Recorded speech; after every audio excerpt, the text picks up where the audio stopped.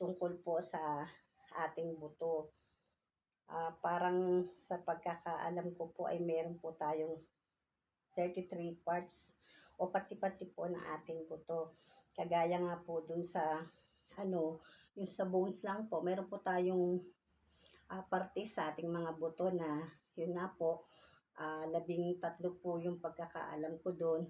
Yun nga po binubuo ng skull, mandible, vertebrae, clavicle, scapula, manubrium, body of sternum, xiphoid, ribs, humerus, radius, at ulna. Yan po yung sa ating bones. Meron naman pong sa ating bone and ligaments, ibinubuo naman po siya ng 13 parte. Ito naman po ay ang sacrum. Ito po ay lahat ay nasa hips. Ilium, coccyx, basta po, hindi naman po kasi ako doktoro. Pasensya na po kayo kung mamaliman po ako sa medical term ko. Ano po, coccyx po ba ang tawag doon?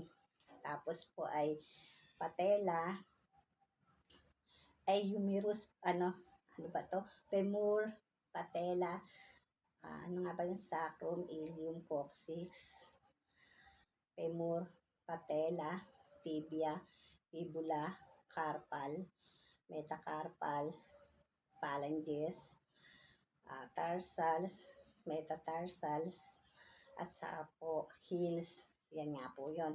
Tapos meron din po tayong ligaments and tendons. Siguro po next time ko na po i-discuss yun. Pero napakahalaga po na malaman po natin kung ano ang meron po sa ating pangangatawan. Para alam po natin in case of emergency ay makakagawa po tayo ng mga pang first aid para po sa ating sarili. Para kung mahimatay man po tayo o madala po agad tayo sa ospital, ay hindi po ganun kadali o ganun kalaki ang magagastos po natin. Kaya po, halimbawa nga po, unang-una po, pag may naramdaman po kayo sa inyong katawan, sa mga mai-stroke po, no? Kasi siguro po, lahat naman po tayo ay dadaan po sa ganyang sitwasyon, lalo na po pag stress or over fatigue po tayo. Pag nakaramdam po kayo na alam niyo po na may stroke kayo, mararamdaman niyo po yun at malalaman niyo po sa inyong sarili na may kakaiba po kayong nararamdaman sa inyong katawan. Yun nga po, unang-una nga po, pag nakaramdam po kayo ng pananakit ng batok, ng ulo, o dito po sa ating mata, dito po naglalakdo kayo, yung parang bigla pong namigat or sumakit po ang inyong panga,